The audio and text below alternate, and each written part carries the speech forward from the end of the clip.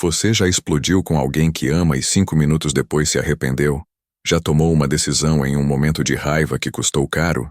Já perdeu oportunidades porque suas emoções te sequestraram exatamente quando você mais precisava de clareza? Eu já fiz tudo isso. E durante anos eu achei que era assim que funcionava. Que emoções eram incontroláveis. Que algumas pessoas nasciam equilibradas e outras não. Até que eu descobri os estoicos. E percebi algo devastador. Controle emocional, não. É sobre não sentir. É sobre não ser controlado pelo que você sente. Marco Aurélio governou o maior império do mundo enfrentando guerras, traições, pragas e crises políticas. E ele nunca perdeu o controle. Não porque ele não sentia raiva, medo ou frustração, mas porque ele tinha um sistema. 10 hábitos específicos que criavam uma barreira entre o estímulo e a resposta, entre o que acontecia e como ele reagia. Passei os últimos 4 anos estudando filosofia estoica e testando esses princípios com centenas de pessoas, de executivos sob pressão extrema a pais lidando com crianças pequenas. E o padrão é sempre o mesmo. As pessoas que mantêm controle emocional não são mais calmas por natureza. Elas apenas têm hábitos melhores. Hoje vou te mostrar exatamente quais são esses 10 hábitos. E se você aplicar isso começando hoje, em 30 dias, você não vai reconhecer sua capacidade de manter a calma quando tudo ao seu redor está em chamas. Fica até o final, porque o hábito número 8 é o que a maioria das pessoas resiste, e é exatamente o que mais transforma. Vamos começar. O primeiro hábito é criar uma pausa. Os estoicos chamavam isso de prosoche, atenção vigilante. E a ideia é brutal na sua simplicidade. Entre o estímulo e a resposta existe um espaço. E nesse espaço está seu poder. Viktor Frankl, que sobreviveu aos campos de concentração nazistas, disse exatamente isso. Entre estímulo e resposta, há um espaço. Nesse espaço, está nossa liberdade de escolher nossa resposta. A questão real não é se você vai sentir raiva, medo ou frustração. É se você vai reagir imediatamente ou se vai criar uma pausa. Porque reação é automática. Resposta é intencional. Conheci um negociador de reféns que trabalhou com o FBI durante 15 anos. Ele me contou que a coisa mais importante que aprendeu não foi técnica de persuasão, foi controle de pausa. Ele disse: quando alguém está gritando, armado, emocional, minha primeira reação é gritar de volta ou recuar. Mas eu aprendi a criar 3 segundos de pausa. 3 segundos onde eu respiro e escolho a resposta em vez de reagir. E nesses 3 segundos, eu já salvei vidas. Então aqui está o primeiro hábito. Sempre que você sentir uma emoção forte surgindo, raiva, ansiedade, frustração, antes de falar ou agir, pause. 3 respirações profundas. Não para suprimir a emoção, mas para criar espaço entre sentir e agir. Porque a maioria dos arrependimentos da sua vida aconteceram não porque você sentiu algo, mas porque você agiu impulsivamente no calor da emoção. 3 respirações. 3 segundos. A diferença entre destruir e construir. O segundo hábito é etiquetar a emoção. Marco Aurélio praticava algo que hoje a neurociência chama de rotulagem afetiva. Quando você nomeia a emoção, você cria distância dela. Epicteto dizia: não são as coisas que nos perturbam, mas nossos julgamentos sobre as coisas. E o primeiro passo para controlar o julgamento é reconhecer a emoção pelo que ela é. A questão real é: você está sendo a emoção ou está observando a emoção? Porque tem uma diferença brutal entre dizer eu estou com raiva e dizer eu estou sentindo raiva. O primeiro te define, o segundo te separa.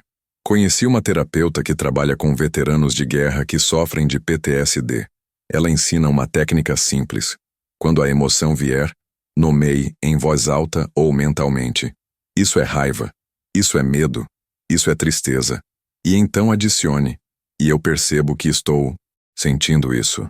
Essa simples adição cria um observador interno. E quando você observa, você não está mais mergulhado. Ela me disse: a diferença entre um veterano que consegue reintegrar e um que não consegue muitas vezes é essa capacidade de observar em vez de ser consumido. Então aqui está o segundo hábito. Quando uma emoção forte vier, pare e diga para si mesmo: Eu estou sentindo raiva. E eu percebo isso. Eu estou sentindo ansiedade. E eu percebo isso. Parece simples? É. Mas essa distância microscópica entre você e a emoção é a diferença entre ser controlado e ter controle. Pratique isso 10 vezes por dia, e em um mês você vai ter uma clareza emocional que 90% das pessoas nunca experimentam. O terceiro hábito é questionar a narrativa. Os estoicos entendiam que não são os eventos que nos perturbam, são as histórias que contamos sobre os eventos. Alguém te corta no trânsito. Você pode pensar, esse idiota fez de propósito, ele não me respeita. As pessoas são terríveis. Ou pode pensar, talvez ele esteja correndo para uma emergência, talvez nem me viu, talvez esteja tendo um dia difícil. Mesma situação, histórias diferentes, emoções diferentes. A questão real é, você está reagindo ao que aconteceu ou à história que inventou sobre o que aconteceu? Porque 90% das vezes você está reagindo à história. E a maioria das histórias que você conta são pura ficção. Conheci um empresário que perdeu um contrato milionário. E, durante semanas ele ficou furioso, revivendo a reunião, imaginando vingança, até que um mentor perguntou, qual história você está contando? Ele disse, a história de que fui traído, de que não fui valorizado, de que as pessoas são falsas. O mentor perguntou, essa é a única história possível? Ele ficou em silêncio. E então começou a ver outras possibilidades. Talvez eles realmente não tivessem orçamento. Talvez outro fornecedor fosse mais adequado para aquele momento. Talvez aquele contrato teria me distraído de algo melhor. 2 meses depois ele fechou um contrato 3 vezes maior. E ele me disse, se eu tivesse ficado preso na primeira história, teria perdido energia e oportunidade. Então aqui está o terceiro hábito. Quando algo te deixar emocional, pergunte-se, qual história estou contando sobre isso? E então pergunte, que outras histórias são possíveis? Você não está negando realidade, está reconhecendo que interpretação não é fato. E quando você questiona a narrativa, você tira o poder emocional dela. O quarto hábito é praticar visão de helicóptero. Os estoicos chamavam isso de visão cósmica. Quando você está no meio do furacão emocional, tudo parece enorme, mas quando você sobe mentalmente e olha de cima, a perspectiva muda. Marco Aurélio escrevia, olhe de cima para os incontáveis eventos, mudanças e combinações, e sua irritação parecerá ridícula. A questão real não é se o problema é real, é se você está dimensionando corretamente. Porque a maioria das explosões emocionais acontece quando fazemos montanhas de grãos de areia. Conheci uma mãe de 3 filhos que vivia no limite. Qualquer coisa a fazia explodir. Leite derramado, brinquedo no lugar errado. E ela sabia que estava exagerando, mas não conseguia parar. Até que ela começou um exercício. Quando sentia a raiva subindo, ela fechava os olhos por 5 segundos e se perguntava, isso vai importar em 5 anos? 90% das vezes, a resposta era não. E, só de fazer essa pergunta, a intensidade emocional caía pela metade. Ela me disse, eu não deixei de sentir frustração, mas parei de transformar frustrações pequenas em crises emocionais. Então aqui está o quarto hábito. Quando algo te tirar do sério, pergunte-se, isso vai importar em 5 anos? Em 1 ano? Em 1 mês? Na semana que vem? E se a resposta for não, você acabou de economizar energia emocional que pode usar em algo que realmente importa. Perspectiva não elimina problemas, mas evita que você desperdice recursos emocionais em não problemas. O quinto hábito é ter uma frase de retorno. Os estoicos usavam aforismos, frases curtas e poderosas, que traziam eles de volta ao centro. Epicteto dizia, algumas coisas estão sob nosso controle, outras não. Marco Aurélio repetia, você tem poder sobre sua mente, não sobre eventos externos. Perceba isso, e você encontrará força. A questão real é, você tem uma ferramenta mental que te traz de volta quando você está perdendo o controle? Porque sem ferramenta você fica refém do momento. Com ferramenta você tem algo para se agarrar. Conheci um piloto de caça que voava missões de combate. Ele me contou que quando as coisas ficavam caóticas no ar, ele tinha uma frase. Controle o que posso, aceite o que não posso. 5 palavras. Mas essas 5 palavras o traziam de volta ao foco quando o caos poderia custar vidas. Então aqui está o 5º hábito. Defina sua frase de retorno. Pode ser estoica, pode ser religiosa, pode ser pessoal, mas tem que ser curta e tem que ressoar com você. Exemplos. Isso também vai passar. Eu escolho minha resposta. Paz está dentro de mim. Qualquer uma serve, desde que funcione para você. Escreva em um papel. Cole no espelho. Coloque como tela do celular. E toda vez que você sentir que está perdendo o controle, repita mentalmente 3 vezes. Essa frase é sua âncora emocional. Use ela. O 6º hábito é movimentar o corpo. Os estoicos sabiam que mente e corpo não estão separados. Quando você está emocionalmente sequestrado, seu corpo está tenso. Respiração rasa. Músculos contraídos. E enquanto o corpo estiver nesse estado, a mente não consegue processar racionalmente. Sêneca praticava natação em água fria. Marco Aurélio treinava luta. Epicteto caminhava. A questão real é: você está tentando resolver problemas emocionais só com pensamento? Ou está usando o corpo como ferramenta de reset?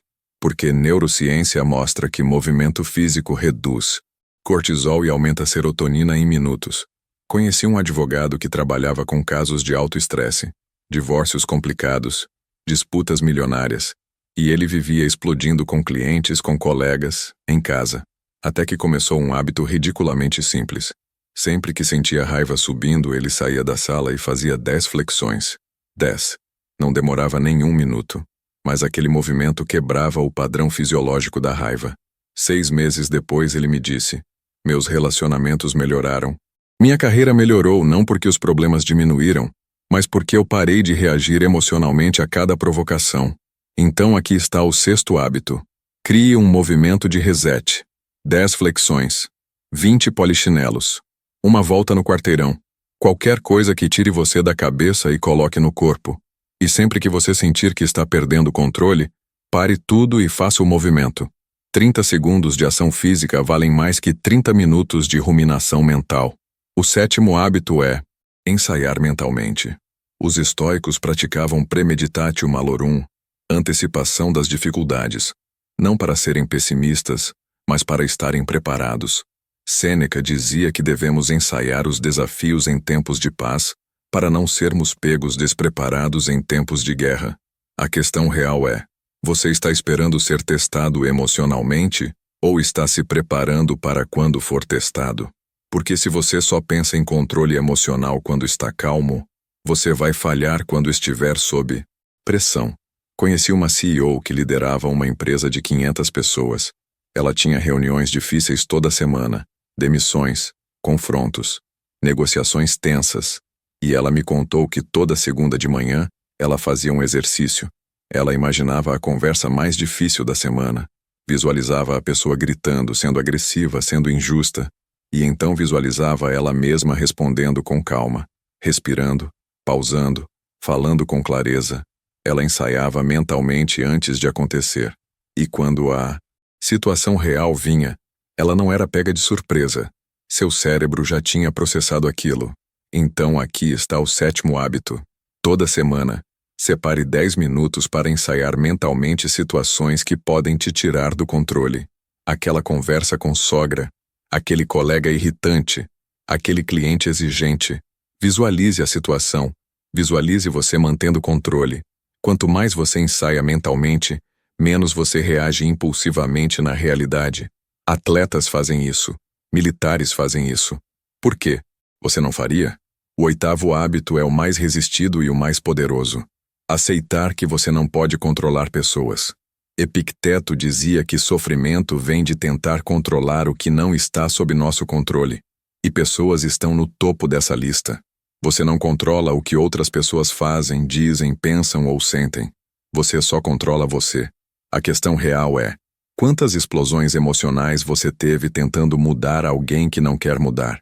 Quantas discussões você teve tentando fazer alguém te entender quando a pessoa não está disposta a ouvir? Você está desperdiçando energia tentando controlar o incontrolável. Conheci um pai que tinha um filho viciado em drogas. Durante anos ele tentou controlar. Ameaças, subornos, manipulação emocional. E nada funcionava.